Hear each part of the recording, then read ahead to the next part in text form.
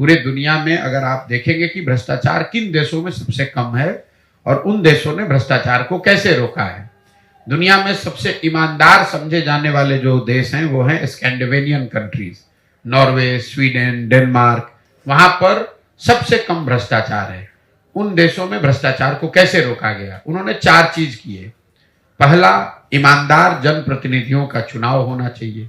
अगर आप गलत आदमी को चुनेंगे, आप चोर को, बदमाश को, डकैत को अगर आप चुनकर लाएंगे तो स्वाभाविक तौर पर वो चोरी तो करेगा ही करेगा। अच्छे जनप्रतिनिधियों का चुनाव। दूसरा, सत्ता और संसाधन का विकेंद्रीकरण।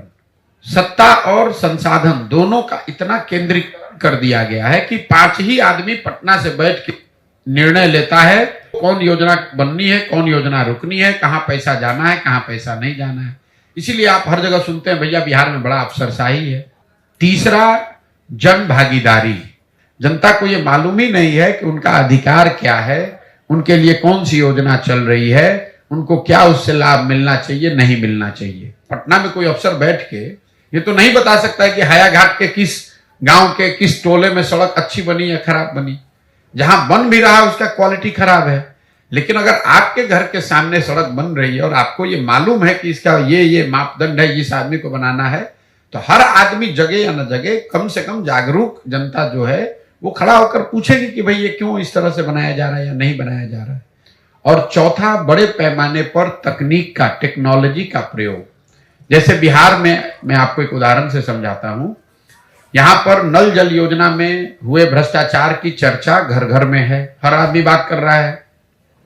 नल जल योजना को बनाते समय जो ये इतना हजारों करोड़ रुपए खर्च किए गए, अगर योजना को बनाते समय उसमें एक टेक्नोलॉजी का प्रयोग किया गया होता, स्मार्ट मीटर लगा दिया गया होता, तो पटना से बैठकर आप ये देख पाते कि कब मोटर ऑन हुआ, कितना पानी डिस्चार्ज हुआ, कितना पानी लोगों को मिला और कितना पानी बर्बाद हुआ।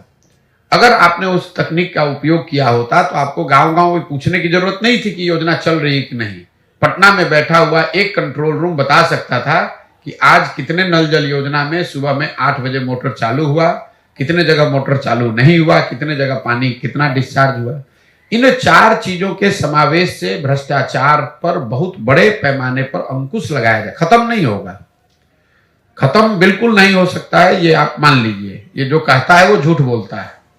लेकिन इन 4 चीज को अगर किया जाए, जनता ईमानदार जनप्रतिनिधियों का चुनाव करे, जो लोग सत्ता में आए वो सत्ता और संसाधन का विकेंद्रीकरण करे, बड़े पैमाने पर जनता को सरकार के निर्णयों में, योजनाओं के बनाने और क्रियान्वयन में शामिल किया जाए और तकनीक का उपयोग हर स्तर पर किया जाए, तो बिहार में भ्रष्टाचार को कम किया जा सकता है।